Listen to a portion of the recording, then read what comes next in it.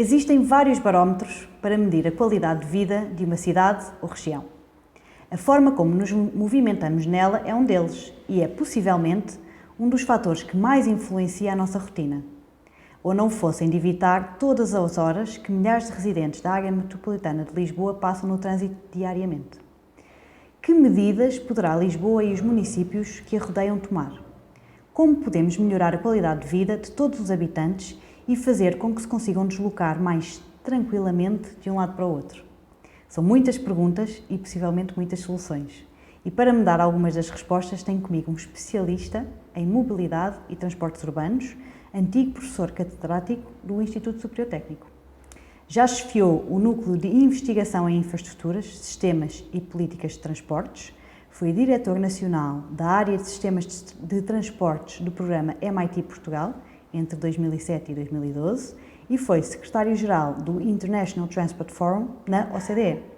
E poderia ficar mais algum tempo a descrever o que foi fazer nesta área ao longo dos anos, na verdade. Tenho comigo José Manuel Viegas. Bem-vindo.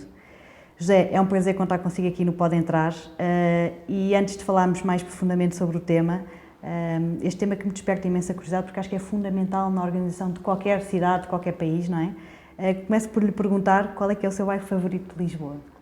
Talvez por causa da minha experiência na mobilidade e de me ter apercebido de que há uma enorme variedade de situações, de desafios, de requisitos a que correspondem diferentes preferências, acabei por desenvolver ao longo da minha vida uma quase repulsa a responder a perguntas formuladas em termos de superlativo. Qual é o melhor, qual é o que gosta mais, qual é isto, é aquilo, é aquilo outro.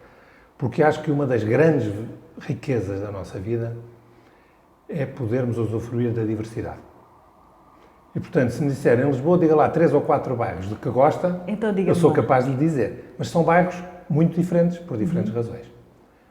Olha, o bairro de que eu gosto mais, mas não sei se gostava de lá viver, é o bairro da Graça.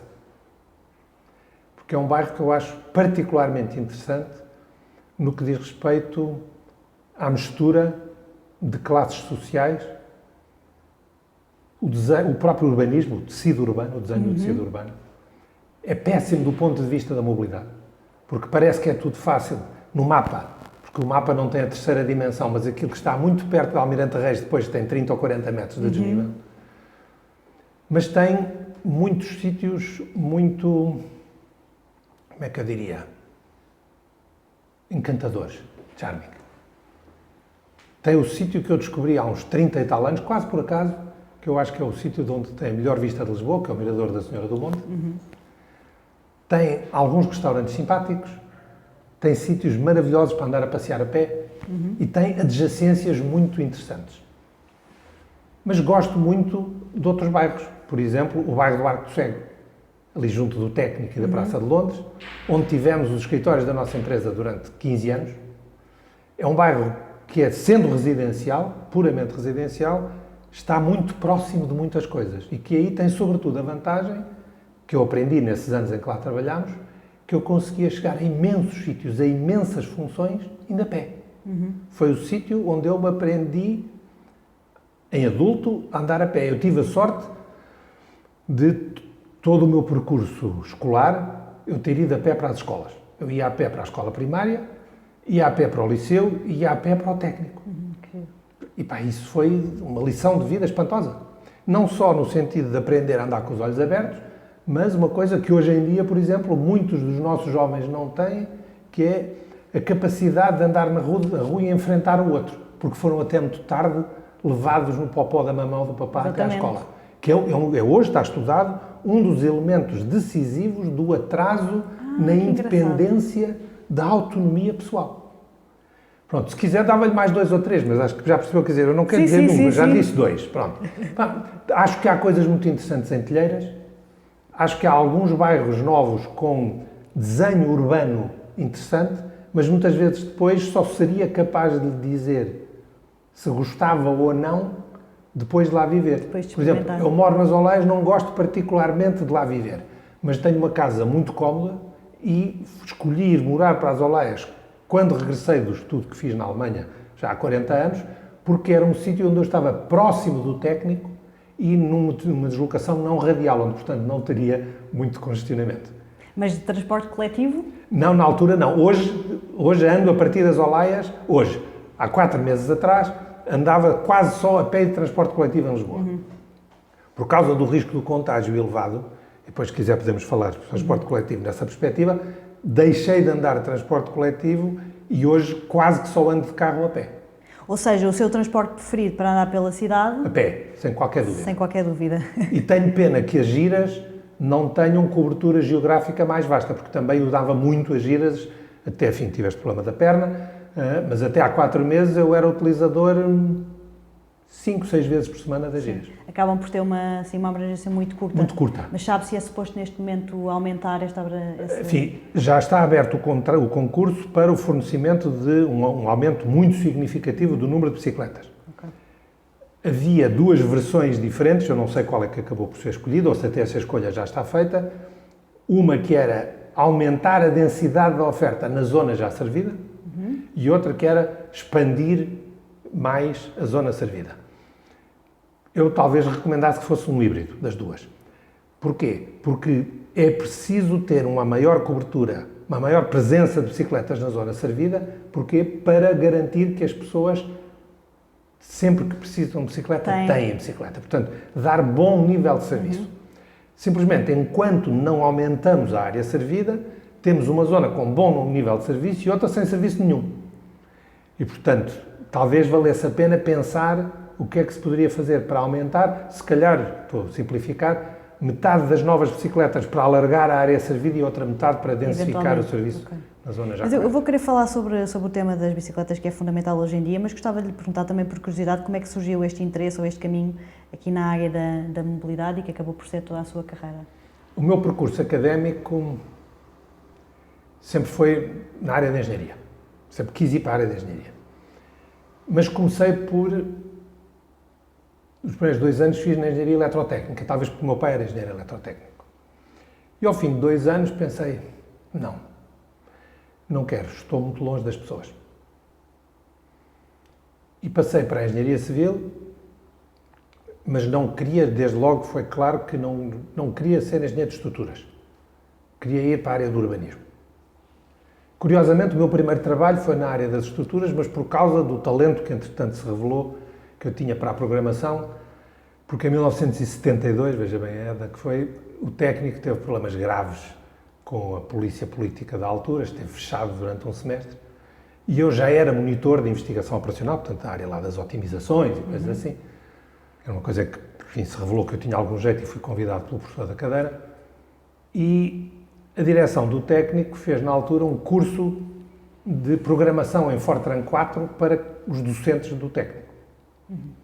Eu era monitor e tinha como colega de carteira, veja bem, um senhor que era da idade do meu pai, que era o engenheiro João Muralha, e que era também, além de professor no técnico, o diretor do Serviço de Estruturas da Profabril, que era, na altura, a maior empresa de consultoria de engenharia em Portugal, com 600 pessoas. E ele viu que eu tinha jeito para aquilo, a Profabril estava a comprar um computador, o primeiro computador de uma empresa privada em Portugal, e ele disse-me, Viegas, tu tens que vir trabalhar connosco, porque nós estamos aqui a fazer uma série de coisas giras que vamos fazer e tal. E acabei de fazer uma coisa que me deu um prazer enorme. Fui autor do primeiro programa em todo o mundo para a otimização do projeto de chaminés de tornado, veja bem. Por causa da minha costela de otimização e da programação. E ganhámos vários concursos internacionais à conta disso. E ainda há aqui em Portugal algumas chaminés com um projeto meu, quando eu ainda não era engenheiro. Mas apercebi-me, claramente, que se gostava da parte da programação e era capaz de fazer as coisas das estruturas, não era aquilo que eu queria fazer. E, portanto, quando acabei o curso, em 75, fui estudar para a Alemanha durante um ano, consegui uma bolsa do governo alemão, estudar urbanismo e transportes num instituto recém-formado que se chamava de Ciência Regional.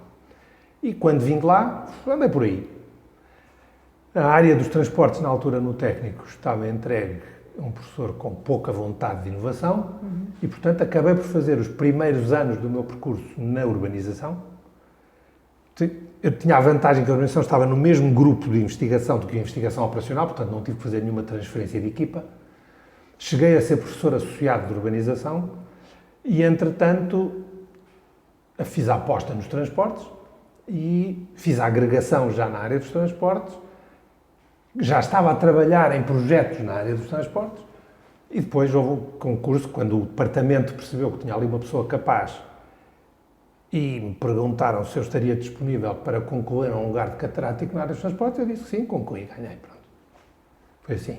E acabou por ter toda uma carreira... E depois, a partir daí, sim, mas repare, isso foi em 1992, eu já estava a trabalhar na área dos transportes, embora com o título de professor de urbanização, Sim.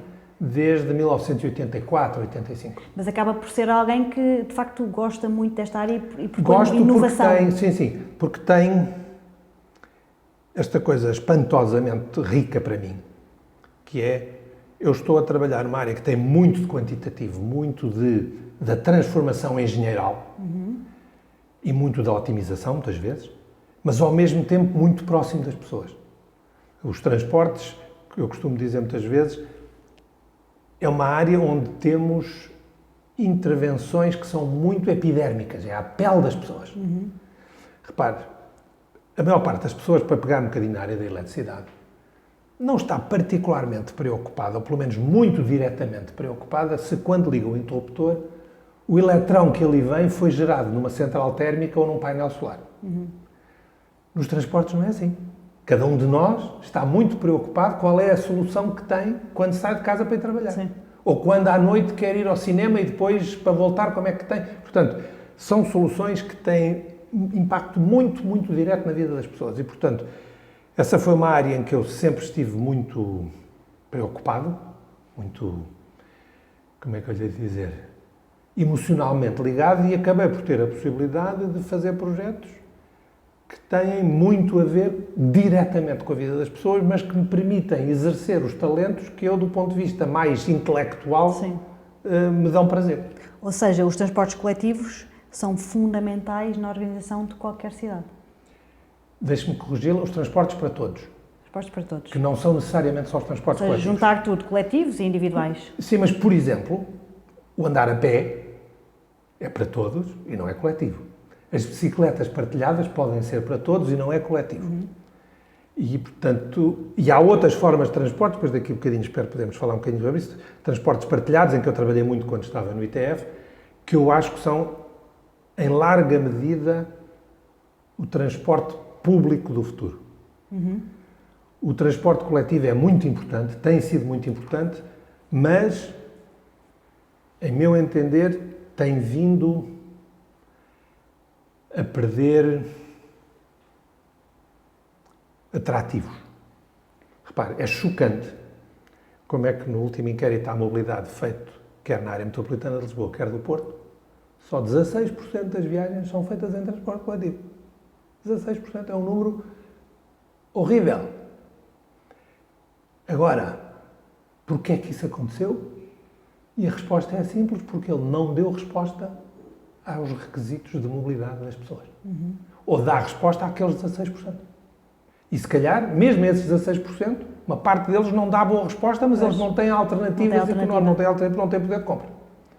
E, portanto, se quiser, eu acho que temos que pensar cada vez mais em transportes para todos. Okay. E algum desses será coletivo. Eu continuo a acreditar muito no transporte coletivo de grande, chamemos-lhe assim, grande performance, grande desempenho. Então, mas... Boa, desculpe só para acabar. Sim. De forte frequência e forte capacidade. Portanto, tipicamente o transporte ferroviário. As soluções que temos hoje de transporte em autocarro, eu acho que podem ser substituídas por soluções melhores em pequenas furgonetas, pequenas vans, como dizem os brasileiros, veículos de 8, 16 lugares no máximo, com a vantagem de que têm muito menos paragens e não tem uma rota fixa, são feitas em função dos pedidos que temos na altura. O que dá a cada pessoa a possibilidade de ter sempre um transporte sem transbordo. Mas que é como aqueles pequenos que às vezes existem em alguns bairros. Sim. Veículos desses. Qual é a grande diferença? É que hoje, em Portugal, por efeitos da Troika, nós tivemos uma redução muito forte da frequência do transporte coletivo. Nós temos o Metropolitano de Lisboa, ainda hoje, a praticar, em muitas das linhas, Sim, a linha encarnada às vezes é loucura. 8 minutos. 8 minutos não é transporte urbano. É uma vergonha. Os autocarros, no horário, quando eu era jovem, os autocarros tinham como cadência típica de 7 em 7 minutos. Passou a ser de 15 em 15, que é mais do dobro. Qualquer autocarro? Quase todos. São raras as carreiras de Lisboa, vá aos horários da carreira e veja. São raras as carreiras de Lisboa que têm uma frequência de horário melhor do que 15 minutos. E depois muitas vezes não cumprem. E portanto, se tiver um transbordo, eu experimentei isso há poucos meses, quando andava sobretudo de transportes coletivos, ou a pé, que é, eu se tiver um percurso que não tem ligação direta, em menos de nada, eu demoro 40 minutos para fazer em transporte coletivo para fazer aquilo que a pé podia fazer em 25. Porquê? Porque tenho que apanhar duas carreiras. E posso, com muita facilidade, ter que esperar 10 minutos numa e 12 noutra, se não houver supressão. E às vezes há supressão de serviço. Sim, sim. E, portanto, se a pessoa tem um mínimo de apreço pelo seu tempo, pensa, vou de autocarro fazer 45 minutos. Então, 25 minutos é um bocadinho extenso para ir a pé. Eu, na altura, tinha problemas aqui com as dores e tal, mas mesmo assim fiz isso muitas vezes. Outras vezes, pegava no carro ou chamava um Uber. Ou seja, o transporte coletivo tem estado a perder qualidade de serviço. E a principal atributo da qualidade de serviço do transporte coletivo tem que ser a disponibilidade, a prontidão, se quiser. Sim. Pronto. E isso, para quem não tem uma linha direta que cumpra horários, começa a entrar em zonas de risco de se atrasar muito. Mas porquê é que temos tido essa diminuição? Porquê que há alguém Há aqui um responsável por problema. pensar sobre isso? Repare, há com certeza, mas se calhar são responsabilidades mais remotas. Como eu lhe disse, essa grande perda na frequência de serviço surgiu com o programa da Troika. Mas se quiser temos que ir mais atrás. A principal razão da perda digamos, de suporte económico do transporte coletivo na região de Lisboa tem a ver com o urbanismo patético que temos tido nos últimos 50 anos. Em que cada município pôde fazer a urbanização que quis, os planos regionais foram totalmente ignorados e fez aquilo que quis com o objetivo principal de ganhar habitantes para ganhar importância política e ganhar receita fiscal. E isso deu origem a um urbanismo que é muito pouco, como é que eu lhe hei de chamar, racional.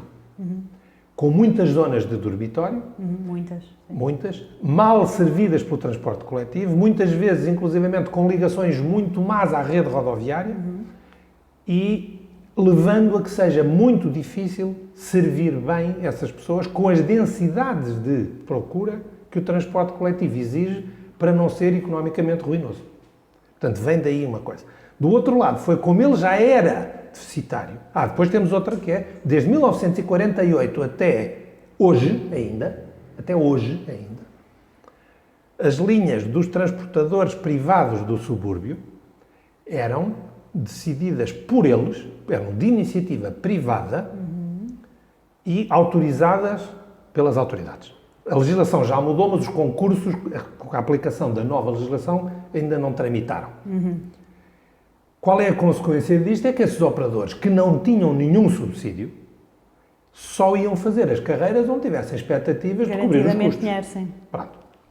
Ou seja, os sítios que fossem com menor densidade de procura não tinham serviço de transportes coletivos, ou mesmo os sítios que tinham densidade de procura, às horas de ponta, a partir das 10 da manhã, deixavam de ter.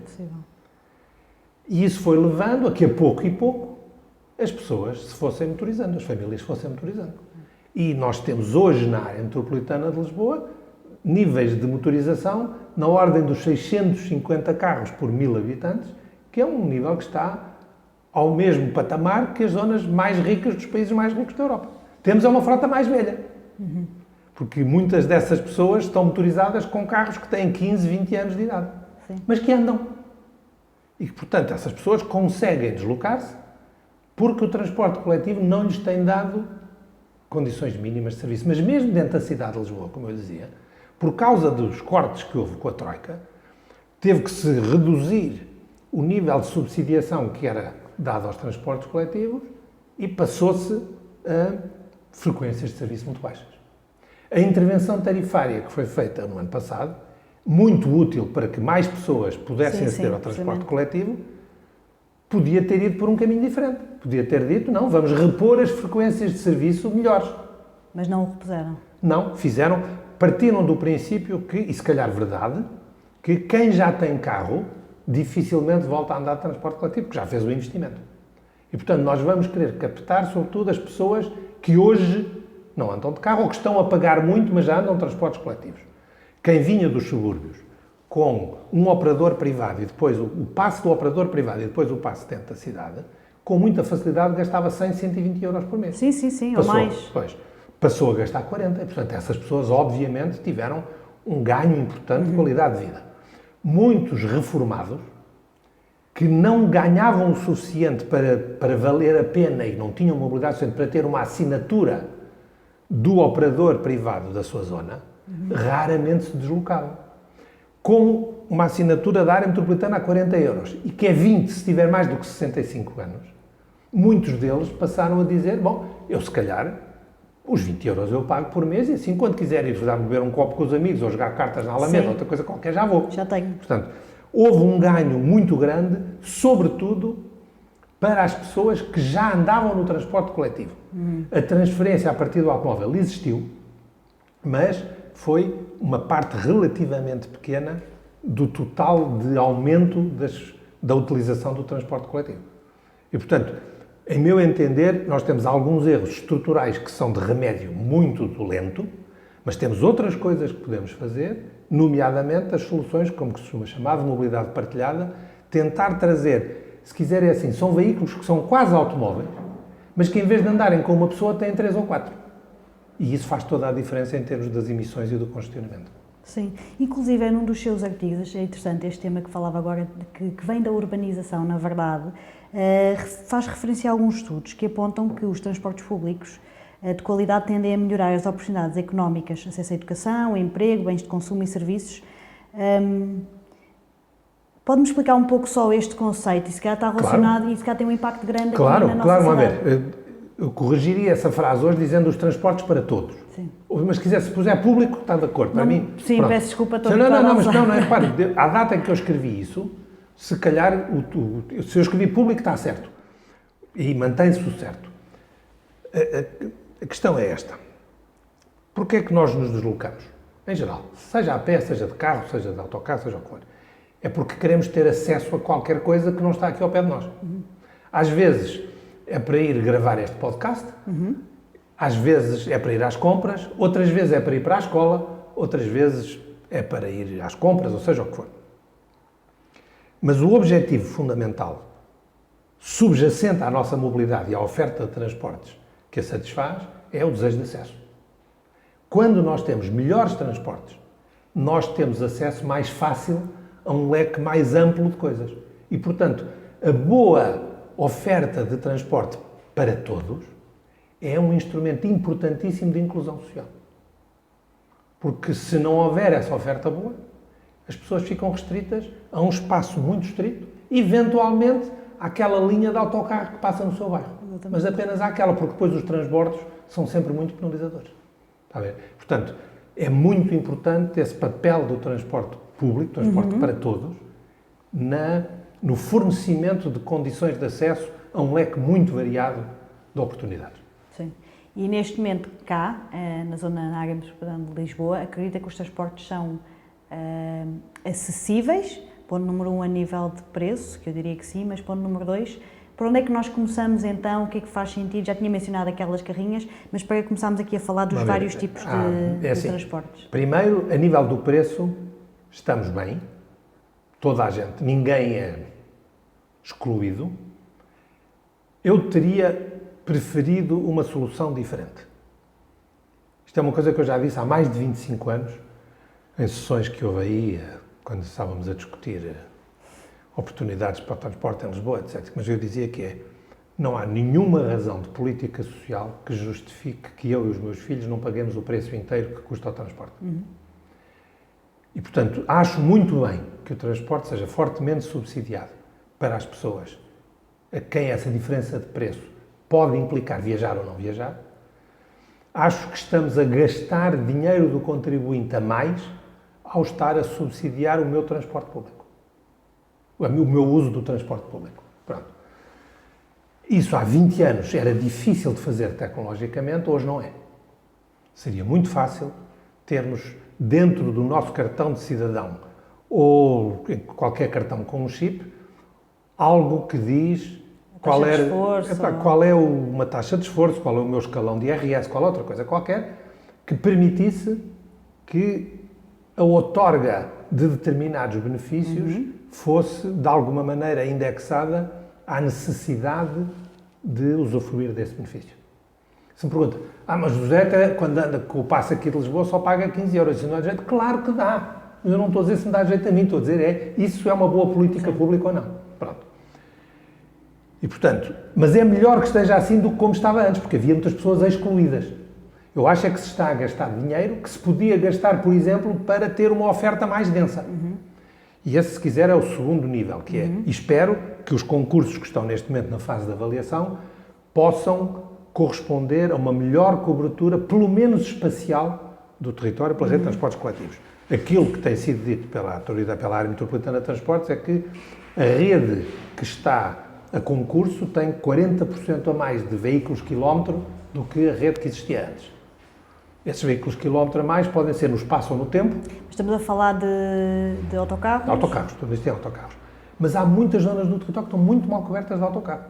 E, portanto, eu gostaria que esses 40% fossem em parte no espaço, em parte no tempo, mas não sei, não conheço a rede. Mas é bom que haja a percepção de que a cobertura do território pela rede de transportes coletivos que tínhamos era altamente deficiente.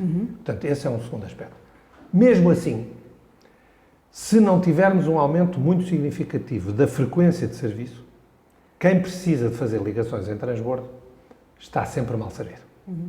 E por isso eu gostava que pudéssemos começar com programas, eventualmente em esquema piloto, a partir de bairros que têm poucas linhas de serviço direto a muitos geradores, dizer, nós vamos lançar aqui programas de mobilidade partilhada, em que vocês podem pedir o transporte, dizem para onde é que querem ir, e nós vamos arranjar algumas destas carrinhas que vos vão juntar a vocês e a outras pessoas que vão em caminhos mais ou menos parecidos para poderem ter um transporte direto, em boas condições e a um preço que não é mais caro que o transporte coletivo que vocês pagam.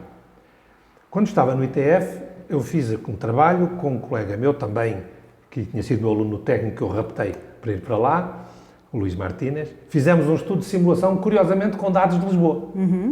E onde passou a ser conhecido, é um estudo que teve uma divulgação enorme, em toda a área dos transportes de todo o mundo, é conhecido como The Famous Lisbon Study, que é uma coisa que obviamente me orgulha muito. Porque fizemos a simulação de como é que seriam as condições de acessibilidade na cidade de Lisboa. E no primeiro ano, de 2016, publicámos um estudo sobre Lisboa, a cidade. Depois, 2017, a área metropolitana,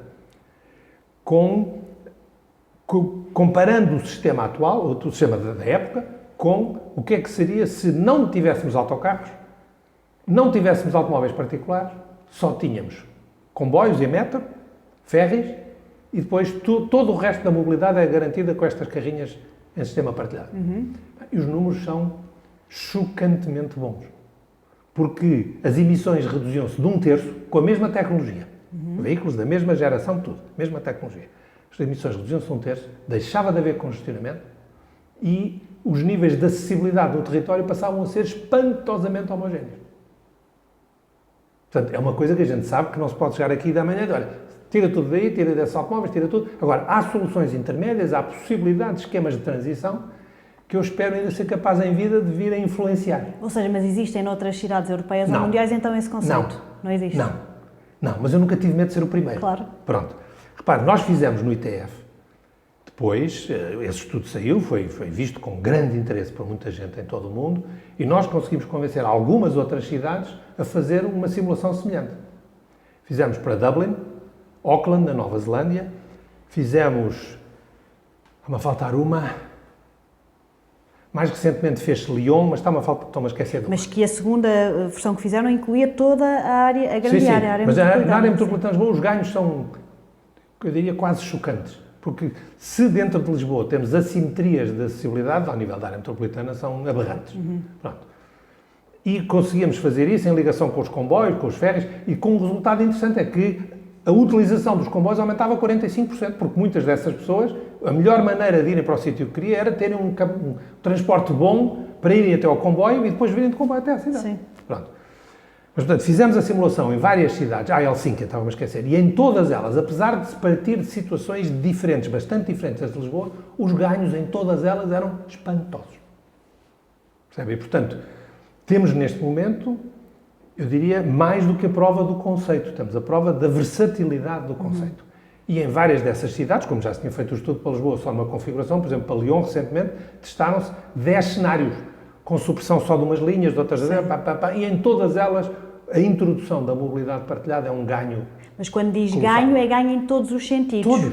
E mais, eu esqueci-me de dizer, no caso de Lisboa, com a supressão total das soluções de autocarro, de táxi não partilhado e de automóvel, o custo por passageiro quilómetro transportado nestas soluções era...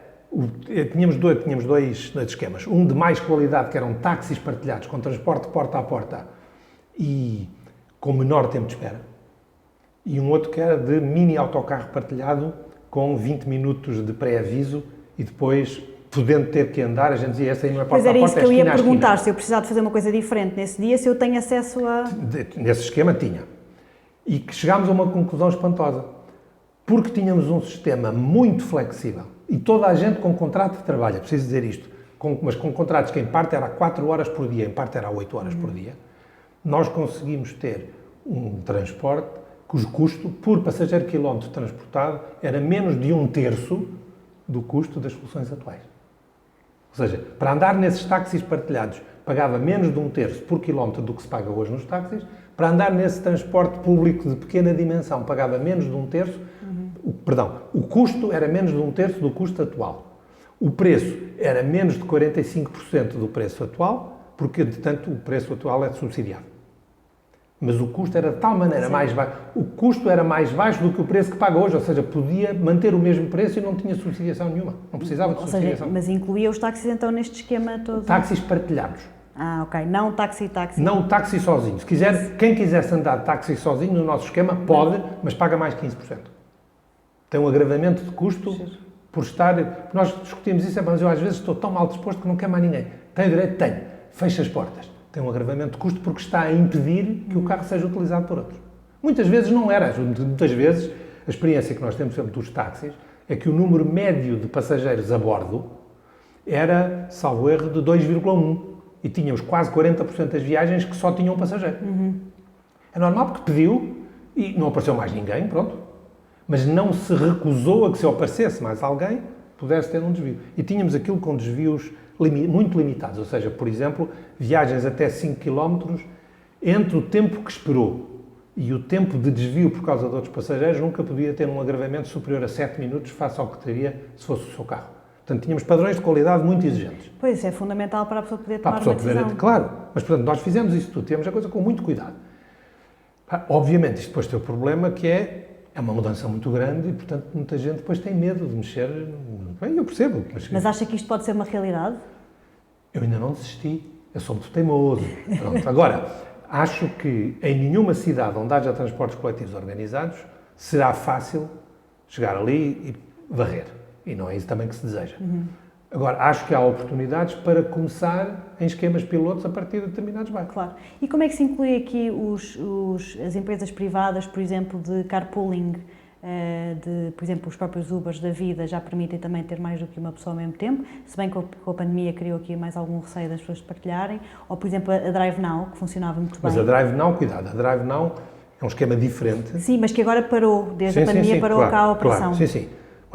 Da pandemia falamos depois, está bem? Mas, assim, tudo isto, nós em todo esse relatório dissemos, nada disto implica serem empresas públicas ou empresas privadas. A única coisa que tem que ser controlada por uma entidade pública, porque tem muito a ver com a defesa do interesse público na afetação dos veículos e com a não utilização desta informação que passamos a ter de tantos milhões de pessoas a andar para um lado e para o outro, para fins comerciais.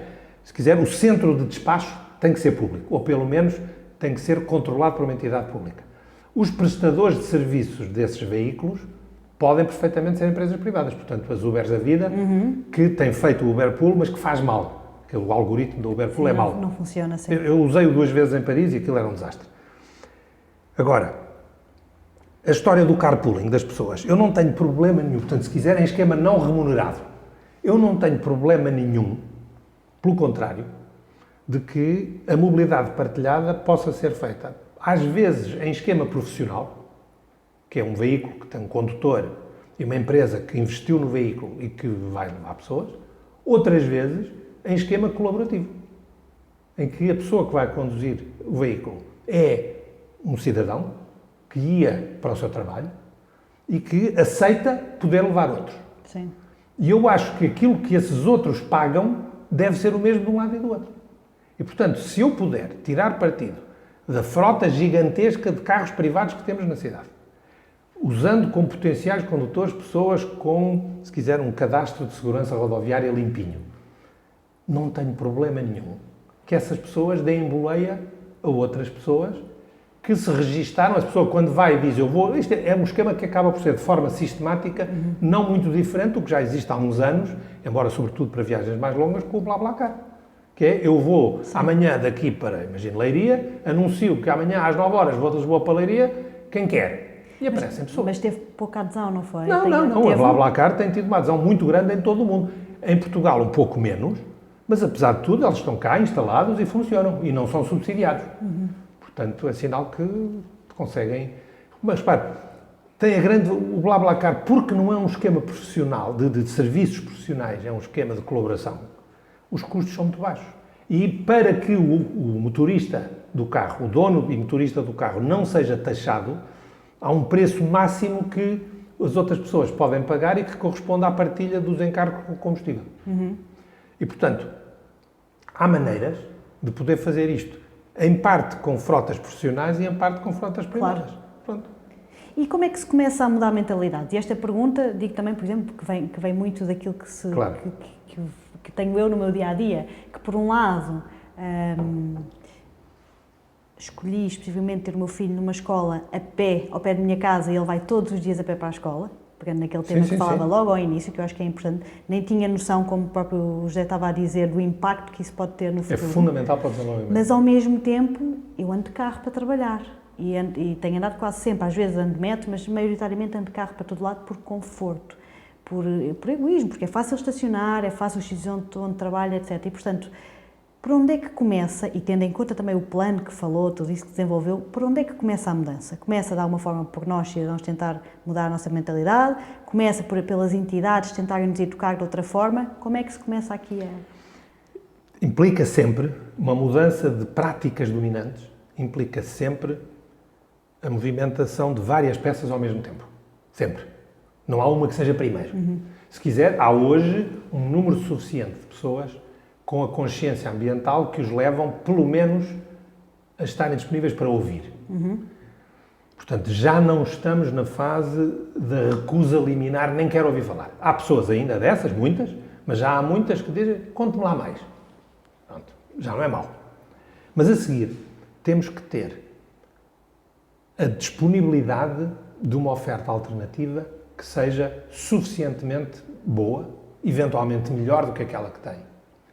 E o direito a experimentar. E a seguir, temos que dizer, veja o que é que está a acontecer e vai acontecer relativamente à oferta de estacionamento. Nós queremos reduzir a quantidade de carros em utilização na cidade de Lisboa. Queremos reduzir a utilização de carros só com uma pessoa. Ocupam demasiado espaço daquilo que temos. E por isso, uma das coisas que está a ser feita é o aumento das pistas cicláveis com a redução da capacidade para os automóveis. Na maior parte dos casos está a ser feita por redução do número de pistas de circulação. Em alguns outros casos, e noutras cidades, por exemplo, a opção tem sido reduzir a quantidade de estacionamento disponível ao longo da via. E inclusive o José fala que idealmente é reduzir estacionamento para quem vai visitar e não para quem mora lá, no nosso caso. Cuidado com o visitar e cuidado com quem mora lá e depois há quem vai trabalhar. Corrija-me tudo. Não, repara, é sobretudo preciso evitar afirmações maximalistas. Ou seja, é normal, dada a quantidade de zonas urbanas em Lisboa em que os prédios não têm garagem, é normal que nós precisemos de ter estacionamentos junto das residências para muitas pessoas.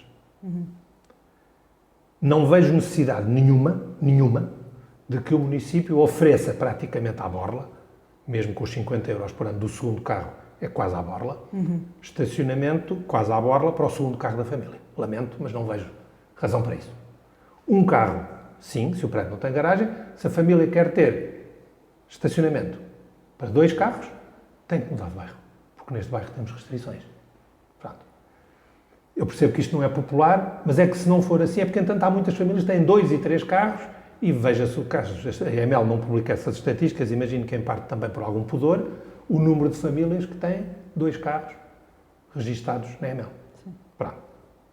Mas tem que ter uma alternativa suficientemente convincente, suficientemente atraente. E é isso que o transporte coletivo de hoje não é para muita gente. É para aquelas pessoas que têm uma linha direta de metro, mas se precisa de um transbordo já não é. E, portanto, tem que ser uma mistura de um discurso clarificador do interesse público numa mudança, alguma cenoura no sentido de dizer está aqui uma solução que pode ser interessante, venha experimentar. Eu sou muito adepto de que numa coisa destas se tem 15 dias para experimentar a borla. Não paga nada. Sim. Descarrega a aplicação, vai ver e depois a gente quer conversar consigo ou quer que responda a um inquérito. A única coisa que se compromete é, no fim, responder ao inquérito o que é que estamos a fazer bem, o que é que estamos a fazer mal. E depois vamos ver quantos porcentagens. Nem todos mudarão, mas alguns mudarão. E, ao mesmo tempo, temos que ir dando condições para que a cidade se adapte, se prepare melhor para os modos suaves, nomeadamente as bicicletas, porque essas têm a enorme vantagem de que, se tivermos um sistema bem montado e cobrindo toda a cidade, podem ser uma solução sempre de prontidão muito elevada e quase porta a porta. Pois. Mas porta a porta, se calhar, para quem mora cá. Como é que quem mora em bairros mais longe consegue utilizar a bicicleta também como meio de transporte? Repare, a área metropolitana de Lisboa é razoavelmente acidentada do ponto de vista orográfico, mas, apesar de tudo, há um número interessante de localizações na primeira croa em que as pessoas têm deslocações com menos de 10 km. 10 km com uma bicicleta elétrica não custa nada. Sim. E, portanto, temos que perceber que o paradigma do que é uma bicicleta mudou nos últimos anos. Sim, este jump, então, não sei se chegou a experimentar, era magnífico. Nós estávamos a subir montanhas quase e parecia que não tínhamos esforço nenhum. Exatamente. E, portanto, há soluções técnicas que permitem ter acesso a veículos que nos dão uma mobilidade muito cómoda.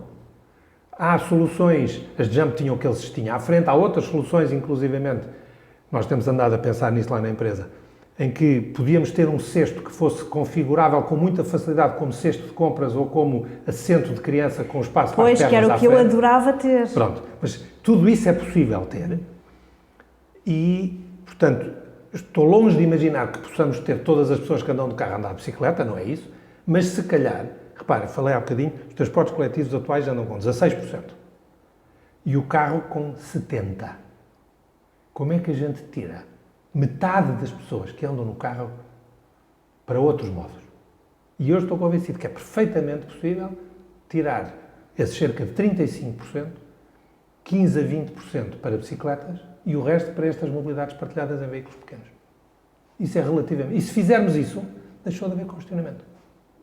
Mas como é que se implementa essa... Tem que começar com os tais programas piloto, esquemas falar. experimentais, vamos fazer para que estes bairros, assim, assado e não sei o que e tal, e vamos fazendo. Agora, é preciso começar por gastar algum dinheiro nisso. Sim. E recentemente, o que é que aconteceu? A Almirante Reis, a via que sobe para a Alameda foi metade fechada e, portanto, foi a via que foi suprimida, não o estacionamento, e foi colocada as bicicletas. Foi anunciado também há uns meses toda a Baixa Lisboeta de deixar de ter carros, pelo menos carros privados.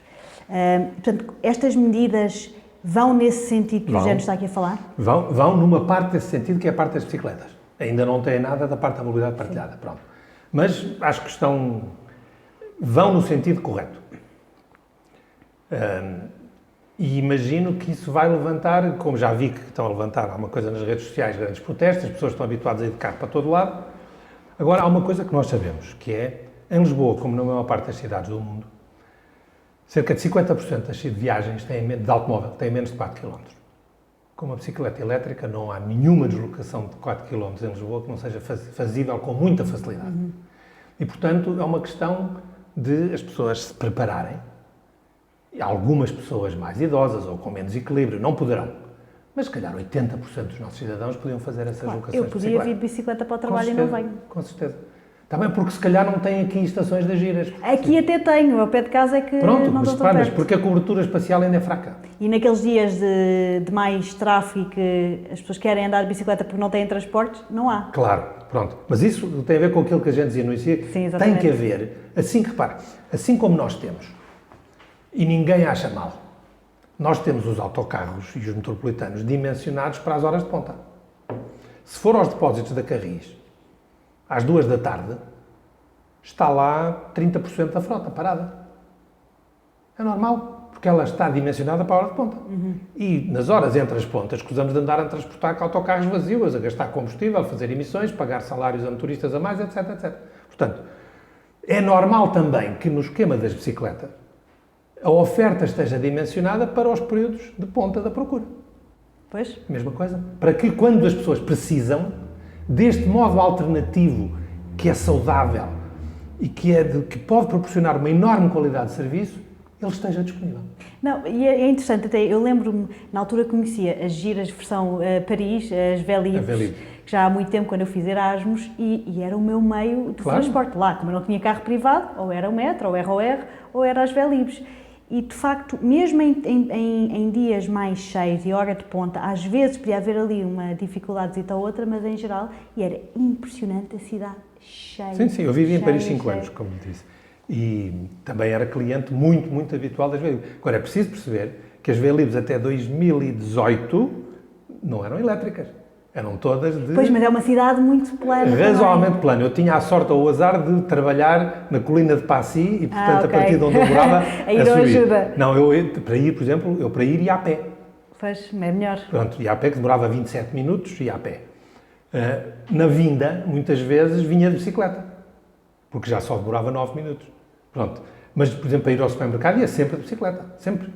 E era utilizador, pelo menos dia sim, dia não. E quando ia aos museus, ou às vezes ia ao jardim... Sempre normal ver-se a malta com a baguete debaixo do braço. Sim, eu não andava nessa, mas pronto. Mas, portanto, repare, são esquemas em que, uma vez que se comece a quebrar o gelo e que se comece a experimentar, as pessoas aceitam. Já agora deixa-me falar um bocadinho da pandemia. Diga. Em relação a esta história, eu estou convencido que a pandemia vai durar algum tempo e o medo vai durar mais tempo.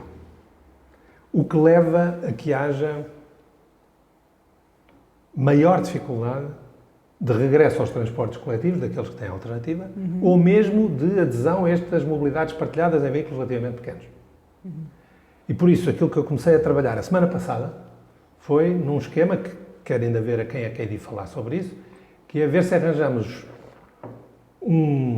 Isto é inspirado por uma coisa que eu vi de uma empresa de design italiana que tinha arranjado como é que eu lhe hei de chamar? Uma espécie de separadores em acrílico para pôr nos bancos dos aviões para diminuir o risco de contágio respiratório entre as pessoas. E eu acho que sou capaz de imaginar um esquema, não sou capaz de o fazer, para ter uma coisa parecida com isso, que esteja no teto interior de um carro privado e que, com algum jeitinho, umas peças móveis, se possa puxar alguma coisa que sirva de separadores minimamente eficazes. Penso que vai ser preciso isso para podermos ter alguma aceitação das soluções de mobilidade partilhada, mas não me parece que seja particularmente difícil ou oneroso. E, por exemplo, se algum cidadão privado quisesse ter o seu carro partilhado com isso, esse é o tipo de peça que eu acho que podia ser subsidiado na aquisição. Eventualmente. E em termos dos transportes coletivos, autocarros? O transporte coletivo é muito mais complicado. Repare, por razões várias, e que é uma história longa e que eu não sei se sou capaz de explicar toda, o transporte coletivo, em todo o mundo, acabou por evoluir para soluções de produção que só são minimamente viáveis do ponto de vista económico, com elevadas densidades a bordo. E isso é uma solução que não resiste a qualquer tipo de pandemia.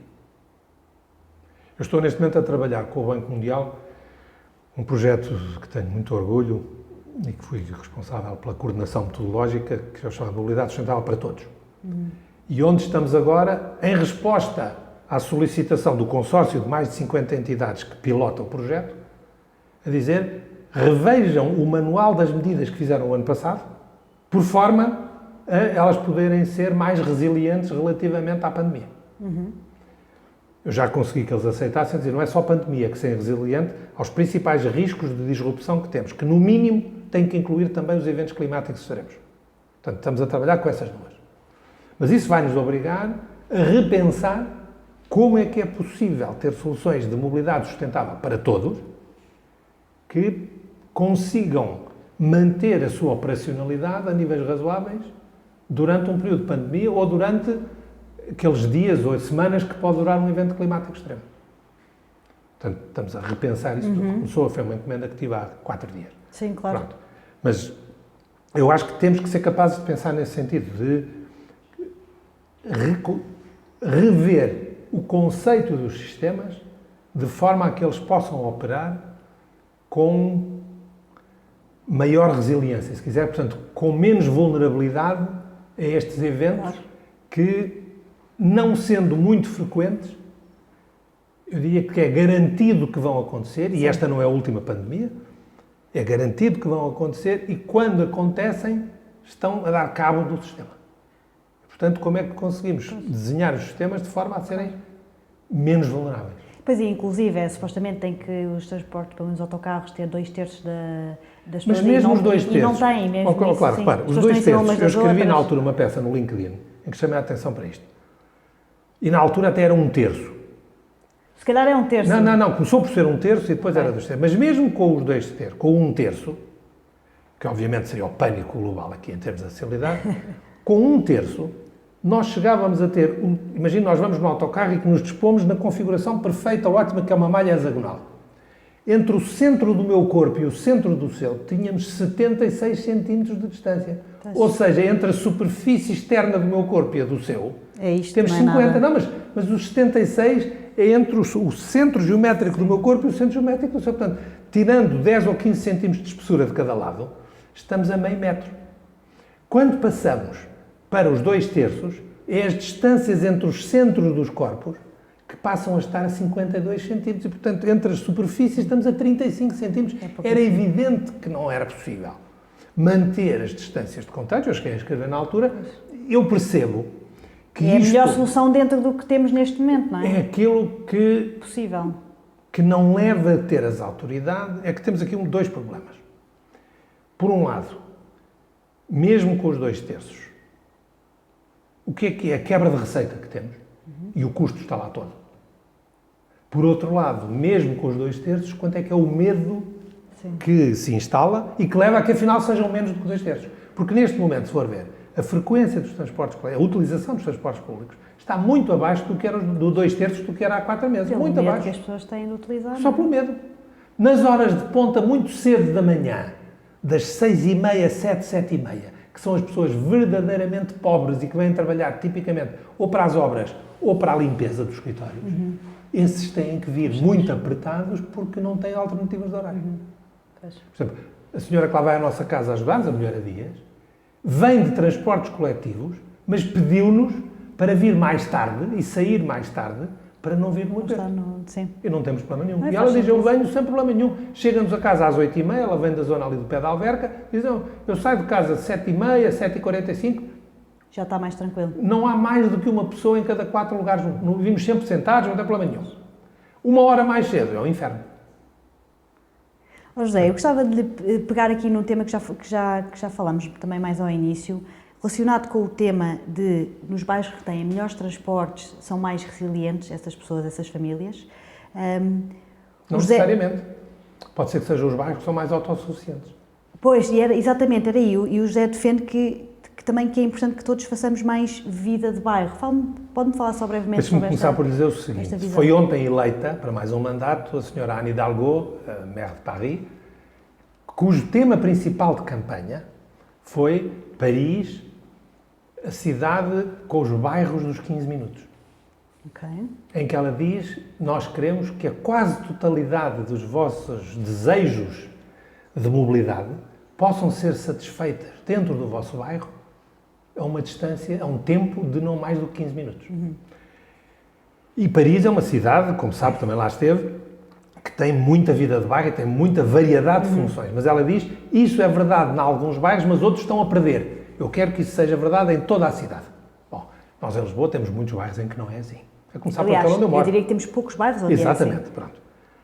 E, portanto, essa é uma função muito importante, mas que tem a ver, em larga medida, com o regime urbanístico que temos tido e com a tolerância que tem havido à construção quase só de habitação e escritório, não impondo, ou pode se calhar o melhor não é impor, mas é dar fortes incentivos fiscais a que haja diversificação funcional dentro de cada bairro.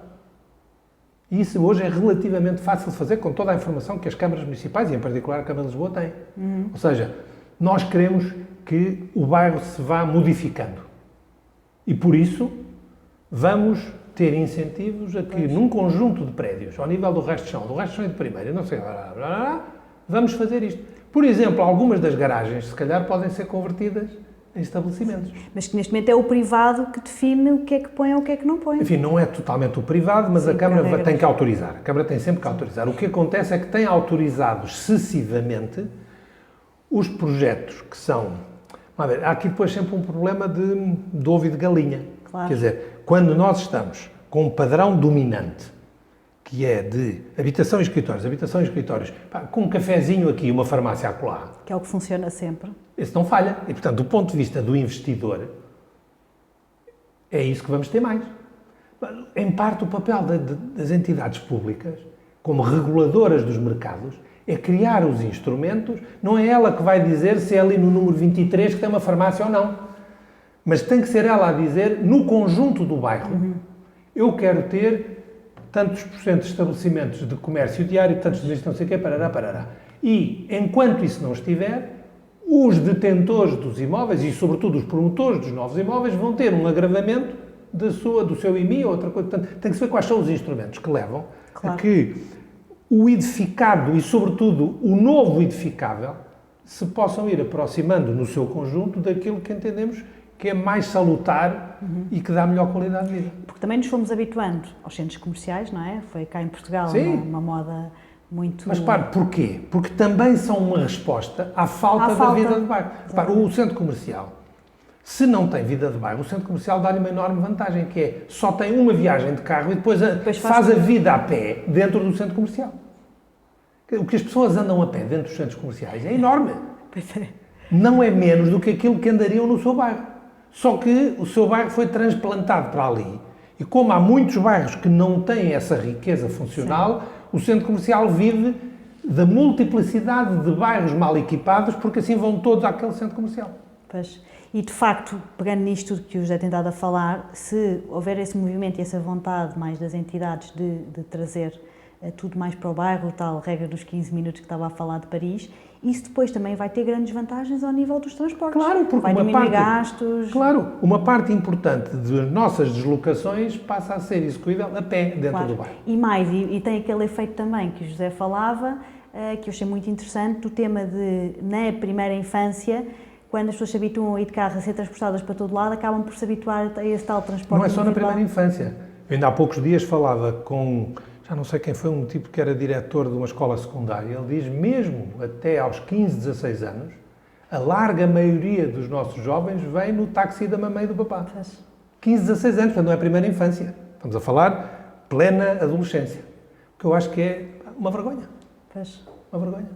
Não se deve fazer. E a maior parte das pessoas vive com o terror dos raptos das crianças na via pública, que é uma coisa praticamente não existente em Lisboa, ou mesmo em Portugal, e esquece-se do mal que está a fazer ao desenvolvimento, esquece ou ignora o mal que está a fazer ao desenvolvimento. Por proteção e... Mas isso a mãe galinha normalmente não dava um resultado para os pintainhos. Exatamente. José, já aqui mais em jeito de chegarmos ao fim da nossa conversa, qual é que é o passo mais óbvio, então, nos próximos tempos para a cidade de Lisboa? Lá está nos superlativos outra vez. Os passos. Pronto, mas é isso mesmo, como eu lhe dizia há bocadinho, tem que se mexer em várias frentes. Eu acho que, de uma maneira geral, aquilo que o Presidente da Câmara e o vereador Miguel Gaspar têm estado a fazer vai no sentido correto, que é reduzir as emissões, reduzir o congestionamento e, portanto, reduzir a presença do automóvel individual como instrumento de mobilidade dentro da cidade de Lisboa. Têm feito, a meu entender, bem na promoção das soluções de duas rodas e trotinetes e tudo isso. A meu entender, não têm sido capazes, ou não têm tido vontade, de ativar o vetor da mobilidade partilhada, se calhar por causa da situação muito fraquinha em que encontraram a Carris, que é uma empresa atualmente municipal. E onde, portanto, a Câmara, ao ter interesses corporativos na Carris, fica menos habilitada a ter o espaço mental para poder considerar a mobilidade partilhada como outro instrumento. Eu é por isso que entendo que não faz sentido ter empresas de transportes públicos de capital público. O que devemos ter é uma entidade pública que sabe muito bem o que é que quer fazer e que define as regras. E depois deixa o mercado privado vir fazer a oferta. Não é por causa de ter operadores privados que a solução é melhor ou pior. É por causa de ter uma entidade pública que sabe ou não sabe o que é que quer fazer. Pois. Isso é que faz toda a diferença. E, muitas vezes, é mais fácil impor o que a gente quer fazer enquanto entidade pública, através da via contratual, do que quando eles são nossos dependentes, porque depois aí começa a haver outro tipo de fatores que se levantam de resistências sindicais e coisas parecidas. E, portanto, tenho pena desse vetor não estar a ser atendido. E, portanto, no essencial, eu diria que eles estão no bom caminho, mas há ali um instrumento que eles até agora não têm estado a utilizar e que eu gostaria que utilizassem ou que dessem início à sua utilização, porque pessoalmente é o que eu entendo que pode ser o principal instrumento para reduzir a tentação de usar o carro pessoal. Sim, exatamente. E, portanto, na sua visão, como é que vê Lisboa daqui a 10 anos? Acho que em qualquer dos casos, quer por virtude do que eles estão a fazer, quer por virtude da chegada mais forte dos automóveis elétricos, vamos ter menos poluição. Mas daqui a 10 anos tem aqui um pequeno problema, é que, entretanto, é preciso que o próximo Presidente da Câmara siga na linha deste. E ninguém garante que o Fernando Medina é reeleito. O que ele queira, desde logo, e depois que seja reeleito. Penso que até agora todas as indicações são positivas, mas há sempre a possibilidade, como tem acontecido, repara, em Madrid, tínhamos também um alcalde ou uma alcaldesa que era muito a favor da mobilidade sustentável, e de repente apareceu a dizer, não, Madrid faz parte da cultura de Madrid a presença maciça do automóvel. Um candidato do PP. E ganhou. E a primeira medida que eles tomaram, depois de eleitos, foi, vamos acabar com todas as restrições ao automóvel no centro da cidade. Felizmente, a população levantou-se em peso e fez um abaixo-assinado contra. E 15 dias depois de ter sido abolido o programa do Madrid, já não sei como é que era o nome, mas do Madrid com a mobilidade sustentável no centro e tal, foi revertido. Eles anularam e depois assim, afinal não, afinal a gente mantém. E era o principal motivo, o principal tema de campanha. Sim. Mas a reação foi tão forte que eles tiveram que voltar atrás. Portanto, há aqui pontos de bifurcação. Eu acredito que vamos no caminho certo, mas se quisermos, sim, eu não vejo maneira de reduzir as emissões, a própria tecnologia vai tratando disso, mas em relação ao congestionamento, eu não vejo maneira de fazer uma redução significativa do congestionamento que não passe por uma presença significativa da mobilidade partilhada. Porque o transporte coletivo, que hoje tem 16%, daqui a uns anos pode ter 12%, pode ter 11%, pode ter 9%, e isso quer dizer mais carros. Sim. E a única forma de não ter tantos carros em andamento, com uma pessoa ou 1,2 pessoas a bordo, é ter mais carros com 3 pessoas a bordo. Podem ser, como eu dizia há bocadinho, soluções colaborativas ou soluções profissionais, e acho que ambas podem coexistir. E é relativamente fácil montar um software... E esta economia de partilha em que nós vivemos também nos ajuda muito a mudar essa mentalidade. Ajuda muito, enfim, temos que ser capazes de criar regras para isso. Eu tenho andado também a trabalhar num modelo de negócio para o carpooling, a ver como é que isso pode vir a funcionar, mas, entretanto, suspendi isso porque dizia não sou capaz de resolver o problema do medo da pandemia, mas com esta ideia que tive anteontem, talvez seja capaz de arranjar uns separadores. Mas, portanto, eu não, como lhe digo, não vejo que seja possível resolver isso só com o contributo das bicicletas e das trotinetas. Pronto. Vamos ver. Pode ser que a coisa, entanto, melhore um bocadinho, porque o país está a envelhecer, pode ser que haja menos mobilidade no conjunto, menos pessoas, quilómetro por dia. Mas, apesar de tudo, não sei se com o país a envelhecer o número de pessoas ativas na área metropolitana de Lisboa vai reduzir ou não. Ok. Portanto, essa é uma incógnita demográfica que eu nunca vi resolvida ainda. E acho que com este tema podíamos ficar aqui horas a discutir Sim, toda a quando mobilidade começo a e falar todos os nisto, transportes. isto é pior do que o parquímetro, vai pondo a moedinha e eu continuo a falar. José, antes de lhe perguntar sobre o projeto, há algum tema mais que gostasse de mencionar aqui que eu não tenha perguntado? Acho que já cobrimos. Ótimo. Então, José, que projeto é que nos trouxe hoje? Como lhe tentei, acho que eu sabia que vinha essa pergunta, mas acabei por não guardar nada na manga, porque o meu projeto seria criar condições para que a mobilidade partilhada, neste esquema que pode ser em parte colaborativo e em parte profissional, passasse a fazer parte do leque de soluções fortes das nossas cidades, de Portugal e de todo o mundo. E é esse o projeto principal a que eu estou dedicado. Vamos ver como é que se consegue. Mas, sinceramente, acredito que sem isso não somos capazes de ter uma mobilidade sustentável para todos na maior parte das grandes cidades. Muito bem, excelente. Obrigada, José, por ter vindo. Gostei muito de conversar consigo e vemo-nos por aí. Sim, senhor. Olá, espero que tenham gostado desta conversa. Não se esqueçam de deixar o vosso like, subscrever o canal e ativar notificações caso queiram receber todas as novidades sobre os próximos episódios. Caso conheçam algum agente de mudança que seria um bom convidado para estas conversas, entrem em contato connosco e digam-nos quem seria a pessoa ideal. Obrigada e até ao próximo episódio.